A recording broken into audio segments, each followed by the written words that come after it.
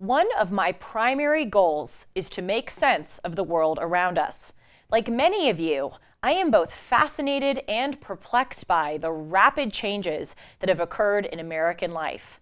How, in just a few decades, did we go from being a mostly religious people to a mostly irreligious people? A relatively unified country to a polarized one? From being mostly traditional in our values to being scared to say that there are two genders? I tend to approach this question from a philosophical or cultural point of view. Today, I am delighted to welcome someone who approaches it from a different angle. What does the study of births, deaths, migration, and other factors that influence human populations say about the changes in our country? Today, we're going to talk about it with Ken Gronbach, an author and demographist. I'm Julie Hartman, and this is Timeless.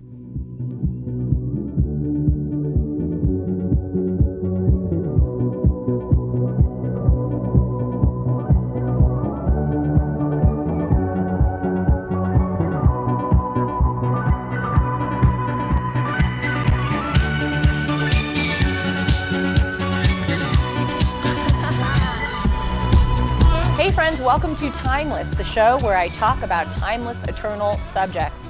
And there's nothing more timeless and eternal than trying to understand the world around us. As I indicated in the introduction, I have a fascinating guest today. I told him before the show that I have been binge watching many of the interviews that he has done on other podcasts, and I am delighted to welcome him to mine. This is Ken Gronbach. He is an author and demographist. His books are Upside, Profiting from the Profound Demographic Shifts Ahead, and The Age Curve, How to Profit from the Coming Demographic Storm.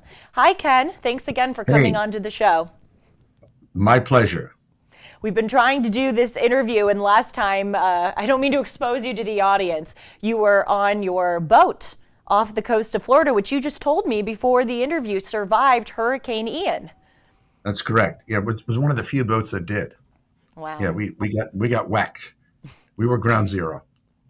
That's amazing. My crew was very interested in his boat. But that is not what we are going to talk about today. We're going to be talking about demography. But first, I'm very interested to know, how did you get into this? It certainly is sort of a niche realm of life. Yes, it is. I had an advertising agency in Connecticut. My wife and I handled 140 American Honda dealers, motorcycles. And it was a wonderful business. We sold thousands and thousands and thousands of motorcycles. But in 1986, we ran the ads in the spring, and no one came into the dealerships, and we couldn't figure out why. And from 1986 to 1992, every change we could possibly imagine, we redesigned the bikes, we lowered the price, we just came up with scooters.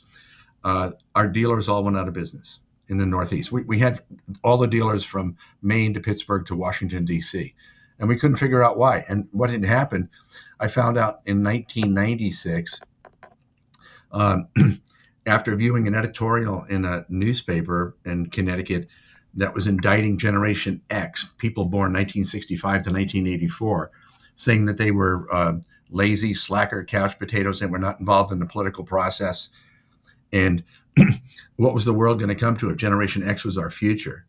And it didn't make any sense to me. So I had it researched. And when the research came back, it showed that Generation X, born 65 to 84, was 9 million smaller than the baby boomers. They're actually about 12% smaller than the baby boomers born 45 to 64. So I realized that we had a hole in our population. And as a marketer, that just freaked me out. And it answered what happened to the motorcycle business. Boomers aged out of the category, which was 16 to 24 years old. So from there on, that just opened up a whole vestige of change that was taking place as a result of populations. That's fascinating. As I told you before the interview, by listening to, I've realized how this is sort of like a secret formula, if you will, or a secret way to sort of understand so much of life, studying these trends. So it's very interesting how you got into it. You sort of indicated this in your response just now, but I'd like for you to please outline for us What are the different generations that are alive right now? And can you give just a bit of an overview? How many people are in those, I guess maybe there are two or three generations, and what are the characteristics of those generations? Let's start with my parents, who were born 1905 to 1924. That was called the GI generation. There were about 50 million of them born, actually 56 million of them born, and they benefited here in the United States from 14 million people that came as immigrants. So it was a huge generation of about 70 million. The next generation, born 1925 to 1944, was called the silent generation. There were only about 50 million of them born, and there was no immigration during the Great Depression and no immigration during the war because it was illegal. Next generation, baby boomers born 45 to 64, about 80 million, a huge generation, the children of the GI generation. And then following that was the generation that I mentioned earlier, was Generation X, born 65 to 84. There were only about 69 million of them. They're about 9 million smaller than the baby boomers and about 12% smaller. So it's like a hole in our population. Next generation is millennials, and they were born 85 to 2004. There are 88 million of them. It's the largest generation in our history. And Generation Z, born 1905 to 1924, is not fully born yet. But in 2024, we're going to have 170 million people under 40 years old in the United States. Never happened before. It's huge. It's monstrous. I think you meant to say 2005 to 2024. You said 1905, which is I okay. did? Yes, I just want to make sure I'm understanding. Okay. It's 2005 to 2024, Generation Z. That's Generation Z. And how many people are there? One more time. We don't know yet. We don't, because they're not fully born, but it should be absolutely significant. It's not going to be as big as Generation as millennials at 88 million, but it could be 80 million. So, what are the various characteristics of each of those generations? And when do you see things start to turn? I mentioned here in the introduction, there are so many changes that have occurred in society, and we can go through, each of them: economic, cultural, political. But I guess what generation has sort of informed modern American life that we know now? Well, let me back up. If you go from 0 to 100 years old, the generations that are under 40, under 35 tend to be liberal. And they just tend to be liberal because young people tend to be liberal. The people in middle age tend to be moderate, and the people that are older, let's say 50 to 80, tend to be very conservative. That's how I view our populations. I don't get into psychographics. I don't get into individual personalities because that tends to be subjective. I truly try to be just numeric in viewing this whole thing. Right now, we have a huge crop of liberals, and it's getting bigger. We have a fairly huge crop of conservatives, but they're dying one every 16 seconds. And we have very, very few moderates, which is why we're polarized. Mm-hmm. That's just simply it. Why do we have such few moderates? Because they weren't born. They had few parents. The parents of Generation X was the silent generation. There were only 50 million of them. You can't expect them to have a huge crop of kids like a generation that they followed that had 70 million in them. So it all has to do with simple fertility, and small generations tend to have small numbers of kids, and large generations tend to have large numbers of kids. So that silent generation you said was from 1925 to 1944. That's 50 million. That was the generation of the Depression. So you're saying the silent generation, those were sort of the moderates because they lived, obviously they lived through it, but they were sort of born and raised during a time of great struggle in our country. They would be the type that would give birth to moderates, but because they were a smaller population, they didn't give birth to as many moderates. Is that your argument? No, I'm sorry for correcting you. No, please correct me. Okay. Again, 0 to 100 years old. Young people tend to be liberal. Middle-aged people tend to be moderate. And older folks, up to seniors, tend to be conservative. So the if we have a generation that's in the middle of our population that is currently 39 to 58 years old, like Generation X, and because of their age, you would expect them to be moderate, a buffer between the old and the young. And they're a very small generation. They're not doing much buffering. So you have a huge generation of liberals and a huge generation of conservatives, and that's what brings on the clash. It's happened before. It happened with hippies in the establishment.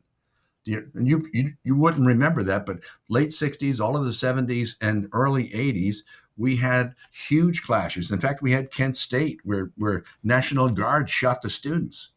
Mm-hmm. That's what is going on, and it's not has nothing to do with conservatives conceiving conservatives, because it's just a product of age and size.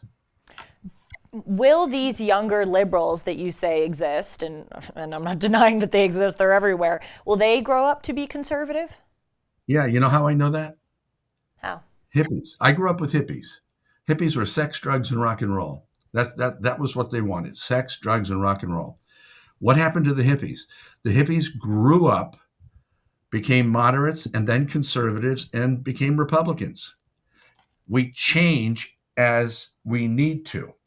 When you first start out, you're dependent on your parents, and then you have to feed yourself, and then you really have to take care of yourself, and that's when you're a conservative. Now, I hate to make it that simple, but that is what demography is, and that's how demography works. No, I mean it's a very interesting perspective. Again, I think it's very cool to kind of come at it from this angle. So I know that you, and I understand why you don't want to sort of identify personality traits that are associated with each generation, but can you sort of vaguely maybe identify some cultural phenomena? You're probably thinking I'm just changing my language, but trying to get the same response out of you. Can you try to explain maybe some tendencies, not necessarily personality traits, but tendencies in certain generations that, obviously I would think that my generation overwhelmingly spends more time on devices than previous generations. Things like that. Can you identify some Well, of those? that's because of the advance of technology. Right. I would imagine that hippies would have spent a lot of time on technology if technology was present when they were your age. Now, keep in mind, your generation right now is 19 to 38 years old. And yes, we are in a technological age, and things are going crazy. And I don't even know what AI is. It just freaks me out. But I think it's more of a product of your generation being so young and being so big. That is what creates the overall personality of it.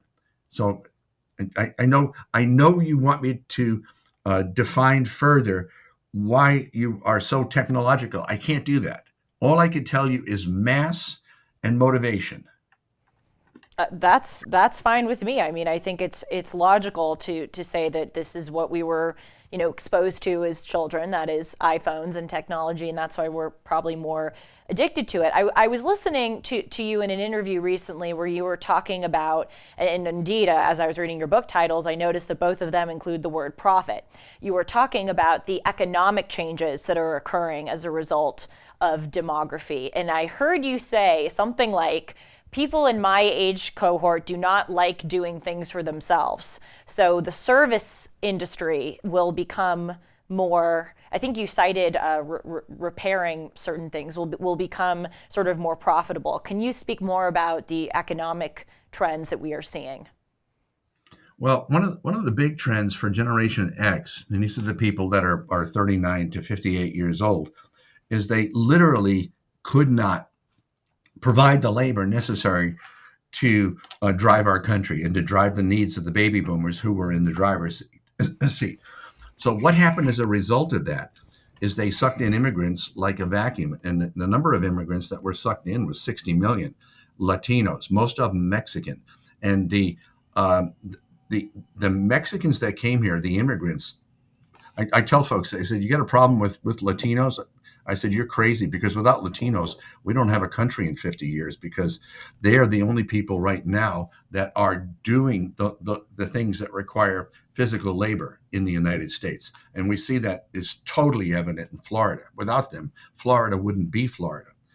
So, in terms of fixing things for ourselves, yes, that particular generation that's 39 to 58 years old is relying on immigrants to do a lot of the work that used to be done by just non-immigrants. But that's an important consideration. Without immigration, we're cooked, and without immigration, Canada's cooked. What about migration? Certainly, as I've read in history books, there's been a push to the cities in the past, 150 years. And then, of course, now there's been sort of a trend for families to move to suburbs. But overwhelmingly, there's been a push to the cities. That we know. What other migration trends have there been that you can shed some light on? Moving south, what we have, the baby boomers are a very interesting generation because there were about 80 million of them born. They currently control over $100 trillion in assets. 100 trillion. Can you imagine that? That's our national debt, and it's 5 times our GDP. Wow. They can. So what are they going to do? Well, they don't want to be in the cold anymore. So you're going to see baby boomers moving south. Everything from Virginia south. And it's essentially there's a tremendous migration of millennials to Texas, and that's because housing is cheap and housing is paramount in the lives of people that want to grow up, want to get married, and want to have children. Because if they don't have a place to live, they won't do those things. So there is a migration to Texas that is huge. In fact, in the last census, Texas picked up 2 House seats. Florida picked up 1. California lost 1 because their population is dropping. So there's a migration away from California. There's a migration away from a lot of states to states that have a lot more to offer. So, Does that help? of course, no, of course, it's very, very interesting.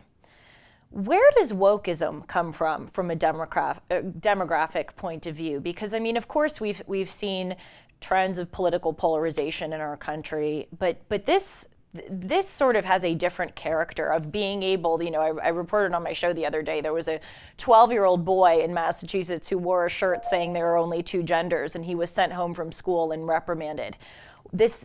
First of all, would you agree with me that wokeism is sort of a new character of our political divisiveness? That's question number 1. And number 2, where does it come from? It depends on your definition of woke. If you're going to define woke into transgender or gay people or whatever, I can't help you because I don't know. But I can tell you this. Your generation, the generation is currently 19 to 38 years old, 88 million young people, tend to be liberal. So they tend to look outside of thinking about just money. I spoke today to financial advisors, and it was their association, a room of several hundred people. And something jumped off the page as I was talking to these people because I didn't realize that they were doing it. But their answer to woke is to give back. And it's also, forgive me now, it doesn't only have to do with transgender.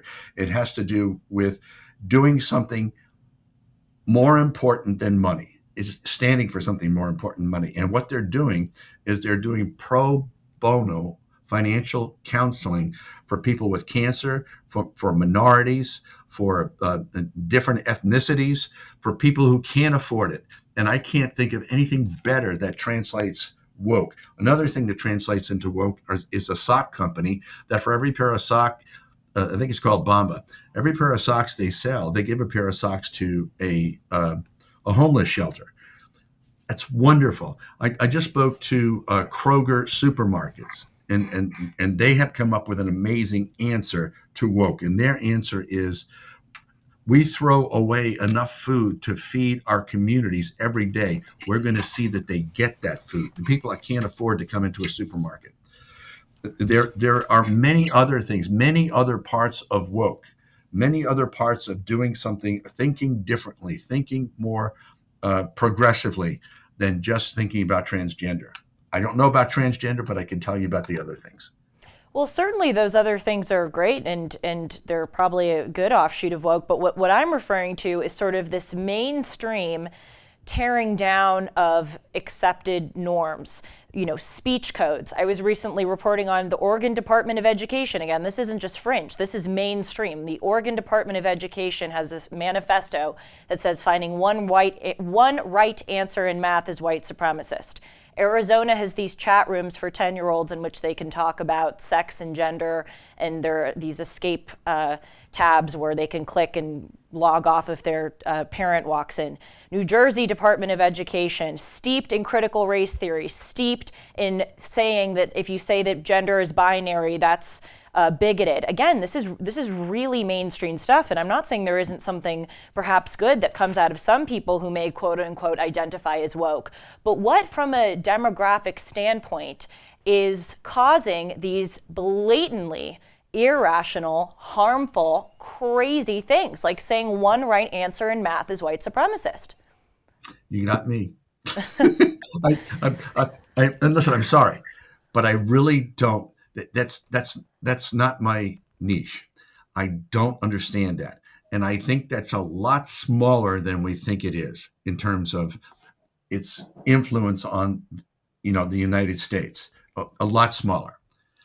I don't think it's a huge problem that is overtaking the U.S. or the world. I really don't. I'll tell you about a big problem. I mean, a major, serious, and very quantifiable problem. Would you like to hear that? Of course. Okay. Anything you say, I'd like to hear. Well, hear about this. One of the problems we have in the United States right now, and one of the problems that we have in the world, that's very contrary to Thomas Robert Malthus, this economist that said we were going to overpopulate the world and not be able to feed it, which is just the opposite now. We produce enough food to feed twice the population and we throw it away. And our population is somewhere around 8 billion. But what's happening is we have a baby shortage. Now that sounds weird, I know, but the fertility across the world, with the possible exception of sub-Saharan Africa, has dropped like a stone. There are areas in, for instance, Japan, where they're not having children, and Japan can't be a country if they don't have children. So Japan, by 2040, 2050, will not exist because their population is going to fall in half. China, with their one-child-only policy, has literally they're literally missing under 40 years old 500 million people.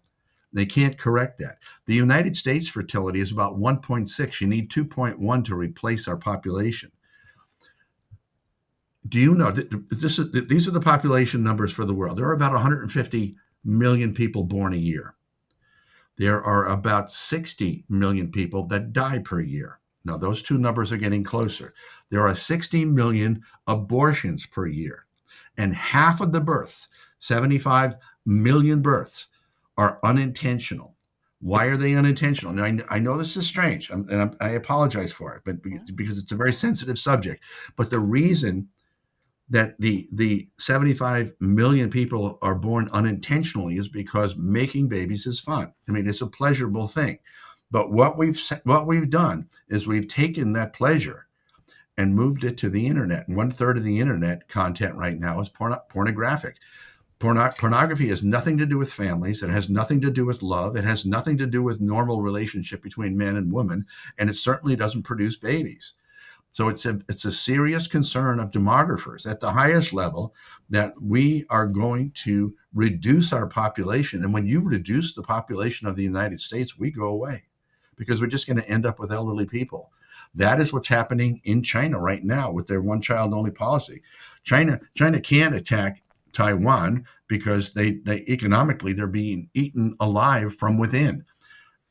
Their population, China's population, 9 years ahead of schedule, 9 years, has dropped from being an aging country to an age-ed country, meaning that there are more people dying in China than being born. These are the issues. The transgender thing, I ignore. I'm sorry, I just do. So as far as deaths, you were mentioning that those numbers of births and deaths are becoming closer together. How has the age of death changed, and how have causes of death changed, or have they? Yeah, they have. And I'll tell you about that, what's going to happen to death. I'm a baby boomer. I don't have dying on my punch list. I really don't. I don't want to do it. I just don't want to do it. Okay. If baby boomers have $100 trillion in assets, do you know how that compares to the rest of the world? If baby boomers could buy a nuclear submarine, they could be the second most powerful nation in the world. Baby boomers, because they don't want to die, are going to throw money at healthcare.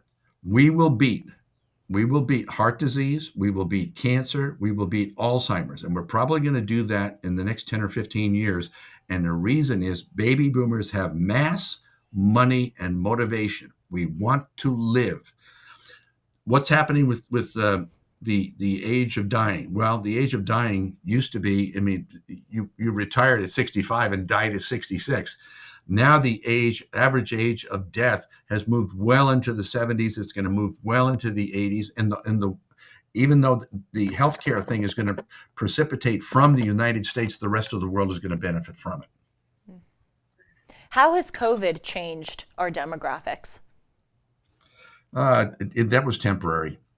The thing that concerns me about COVID was the fact that so many kids were out of school, and you mentioned it on your newscast earlier.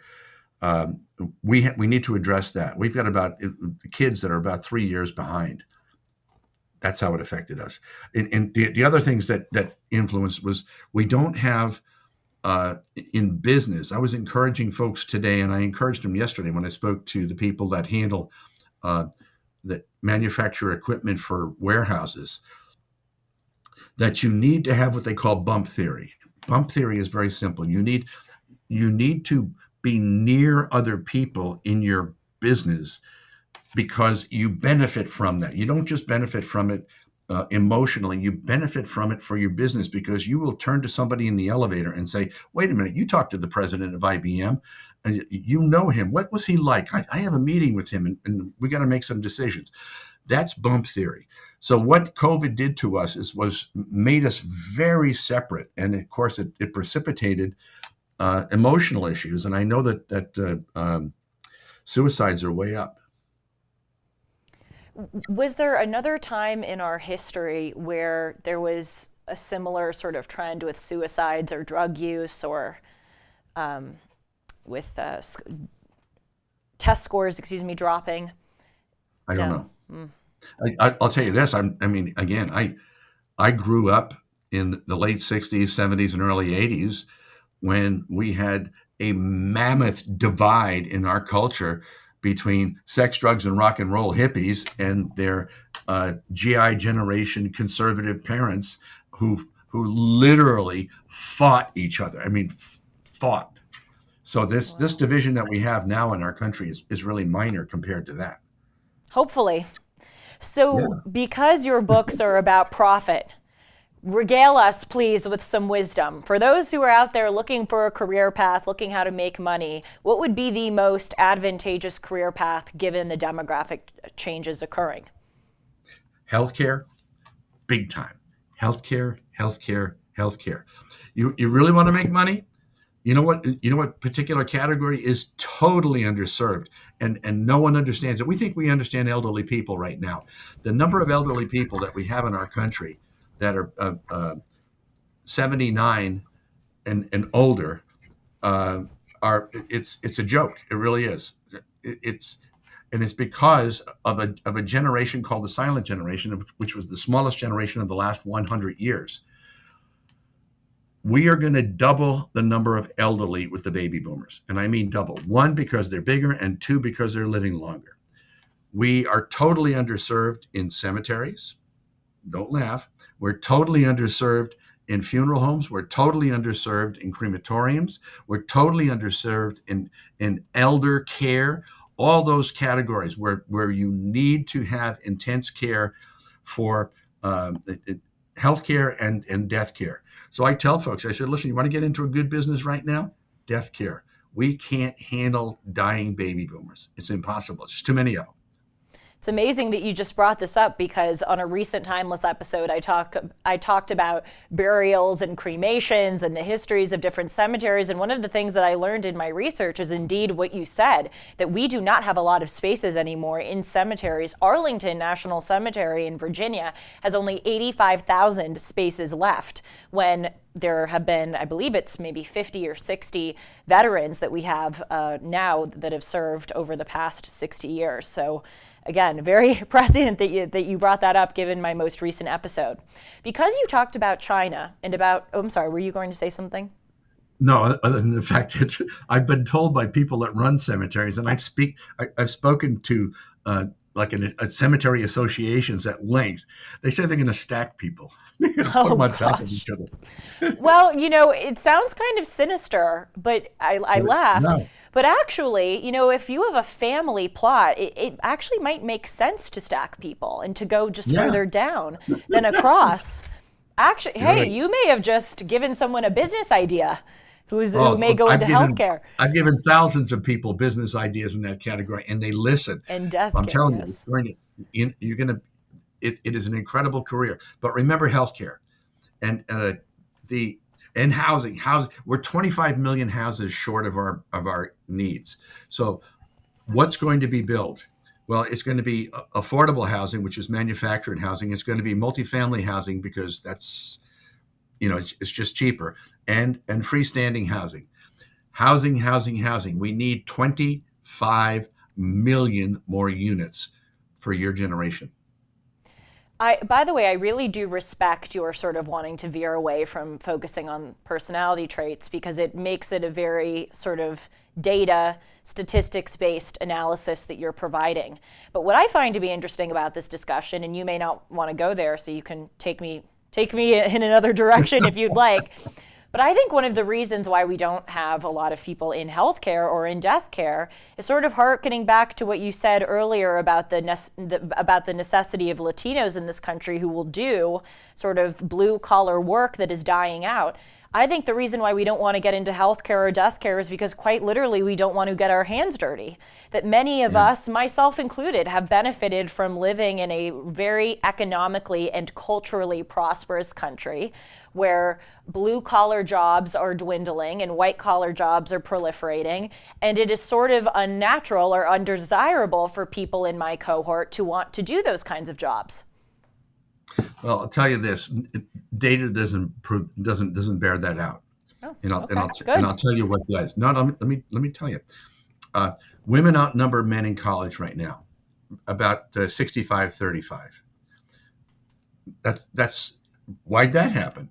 Women outnumber men in law school by about the same amount. So where did the men go? Where did the men of your generation go? Where? Why didn't they? Why didn't the men go to college? Well, they didn't go to college because they took the jobs that the baby boomers were leaving. Now, keep in mind, the baby boomers are 59 to 78 years old. Okay, 59 to 78. They're leaving electrician jobs, heating, ventilation, air conditioning jobs. They're leaving auto technician jobs. They're leaving plumbing jobs. All jobs where you work with your hands, but you can make an acceptable living in excess of $100,000 in the United States.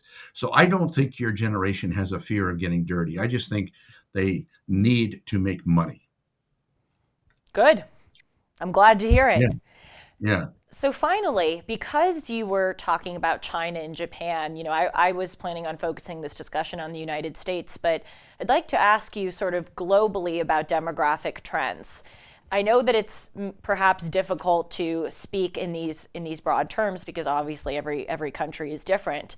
But which continents or which parts of the world are doing it right, if you will, demographically, or having favorable demographic trends, and which parts of the world are not?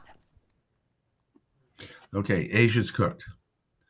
The fertility of South Korea, which is a model of our republic.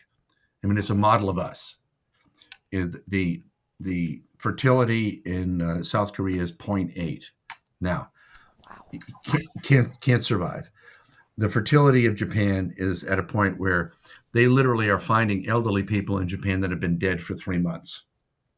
Why? Because they have no families. If you don't have kids, you don't have families. China, same thing. And in Southeast Asia, same thing. India, India is kind of a question mark. They're not going away, but their population is going to fall. Right now, they're the most populated nation in the world with 1.4 billion, and China has 1.3. But India can't deal with distribution of wealth, and their GDP is around $2 trillion. Ours is 22. Let me do the math. So where do you want to be?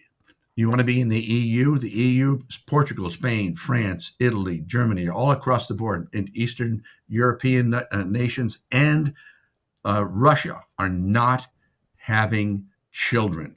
What's going to happen? They haven't had kids for 30, 40 years. They've had to pull their labor in off of North Africa.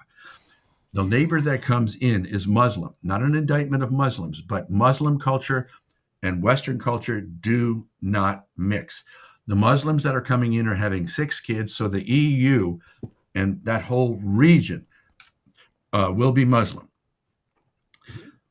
Where's the future of the world? The future of the world is in Canada, United States, Mexico, Central and South America. Let me just give you an example of what is going to happen as China, because they've wiped out their labor force, literally wiped it out, and they can't bring it back because they do not do immigration.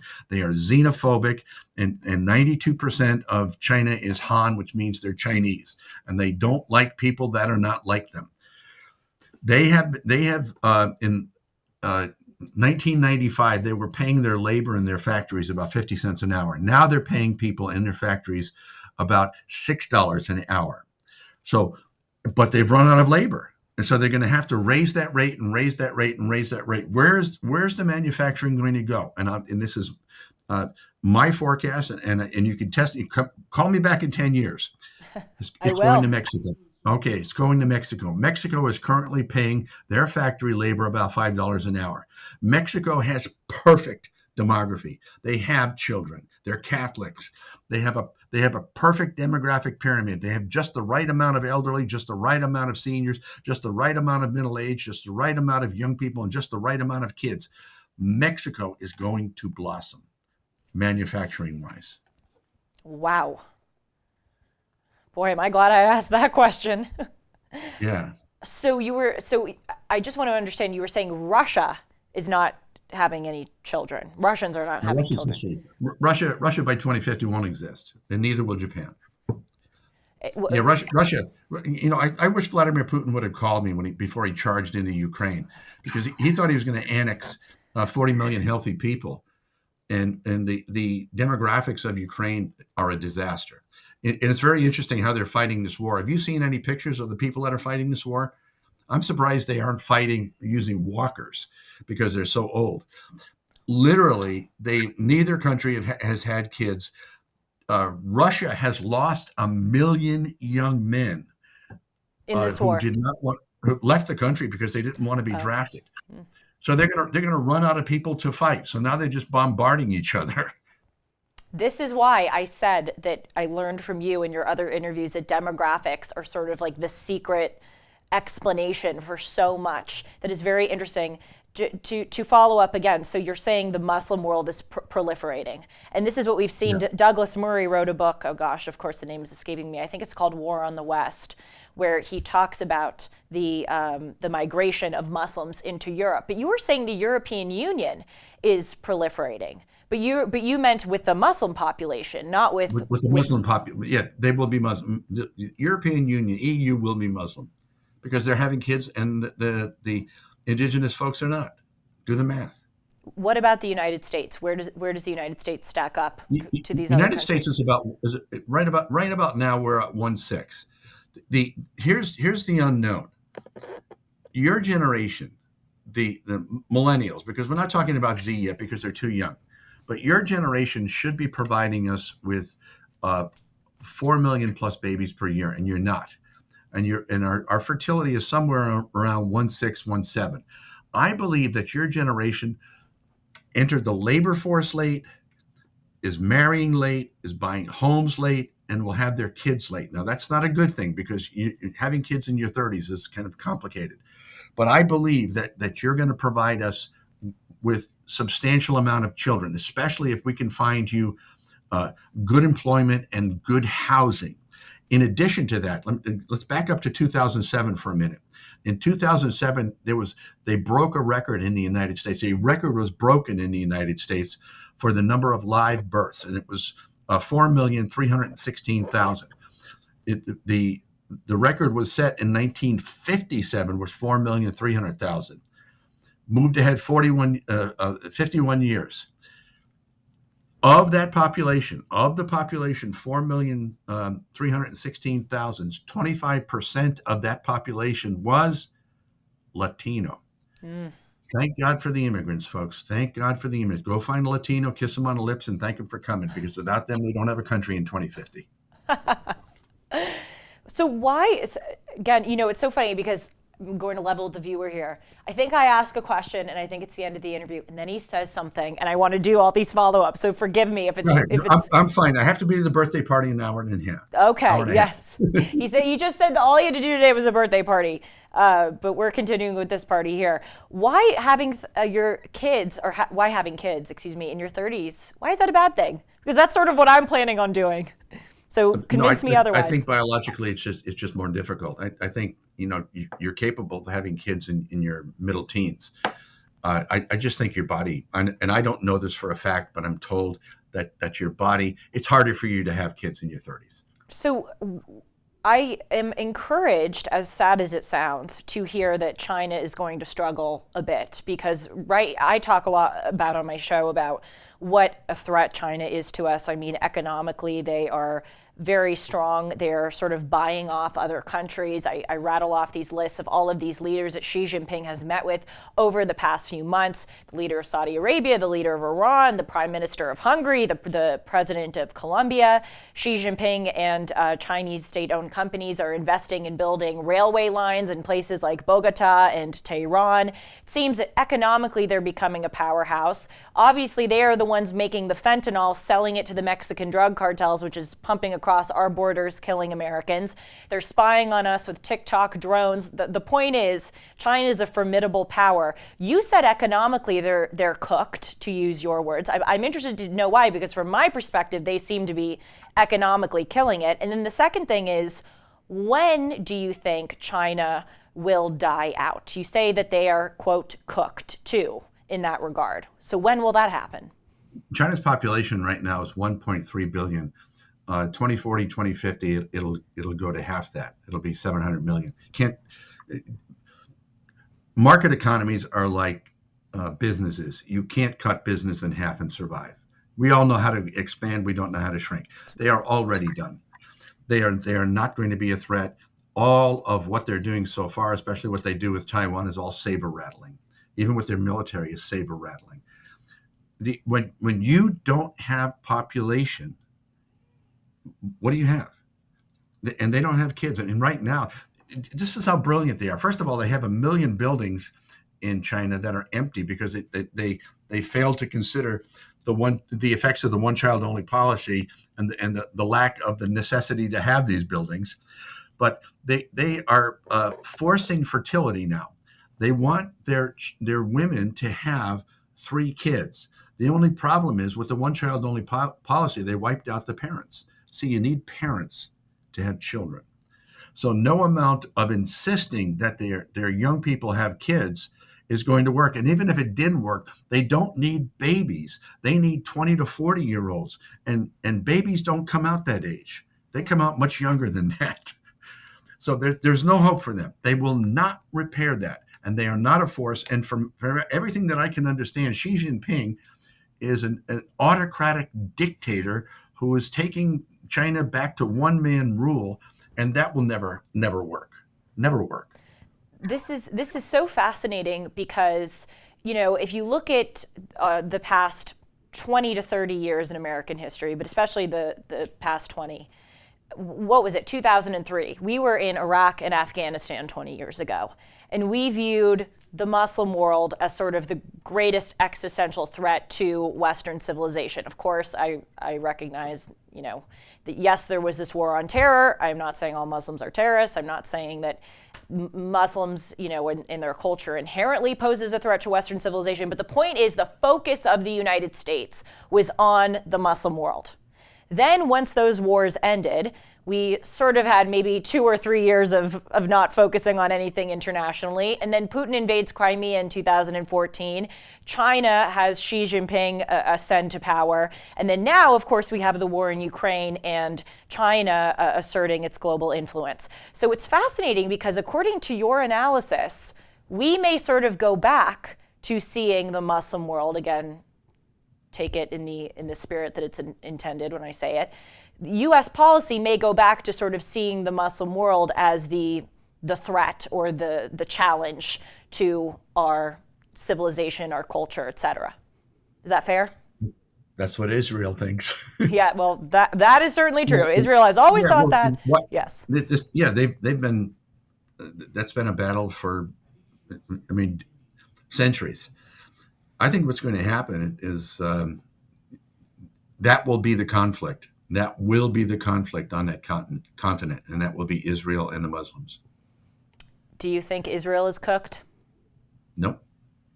Really, really, with all of the demographic proliferation of, so why? No, they're no, and they're not. They actually have kids. They have plenty of kids. I just think that. If I was a Muslim country, I would think twice before I took on Israel. Well, certainly. They are very formidable. So finally, and I promise you this is finally, because he has a birthday party to go to. Have a little bit of time.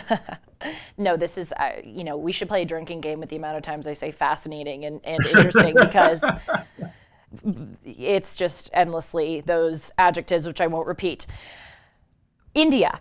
I have been reading so much about India economically and proliferating. Certainly, China is trying to win over India economically. The United States is trying to win over India economically. I've been reading about their high birth rates. You said a few minutes ago that you gave a sort of neutral assessment of where they stand demographically. Can you say more about that? Yeah, Israel's population is at 1.4 billion. It's probably going to go down to a billion by 2040, 2050, 2060. And that, you can only guess. You really can. But that's not the issue with India. The Indian issue is the caste system. You have the haves and the have-nots. You literally have in Mumbai, which is their financial capital, a limited access highway, which is like a freeway. And on one side, you have high-rise apartments and office buildings. And on the other side, you have metal shacks that don't have water.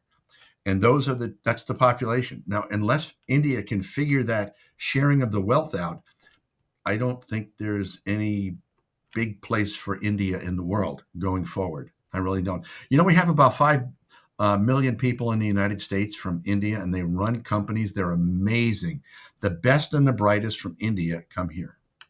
So in 50 years, Ken, what is the world going to look like? It's going to look like Canada, United States, Mexico, Central and South America. We will figure out Central and South America. Central and South America is having kids.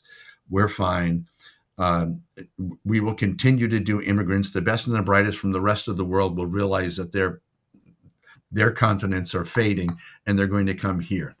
Center of the earth. United States will be the leader. I love ending on that note. I can't even tell you how much. Ken, thank you so much for coming on to Timeless. You are going to be a repeat guest, whether you like it or not, because a la the drinking game, this was fascinating, very interesting. How can people reach you and find out more about you? All they have to do is go to Google and search for Ken Demographer. I'm serious, because I come up wall to wall. It's not meant. There are no other Kens that are doing this. No, but Ken at KGC Direct is my email. KGCdirect.com is my website. There's a ton of information. Go to YouTube, and there's endless videos. So, and folks, I'm nothing special. I just happen to have made a discovery, and this is what it points to. You clearly are, and the discovery is really quite special as well. Thank you again, Ken. It's been a pleasure. My pleasure. You take care. Thanks for joining us today, and remember that each of our thoughts, choices, and actions shape who we are. So let's think clearly, choose wisely, and act with principle and determination. See you soon. Take care.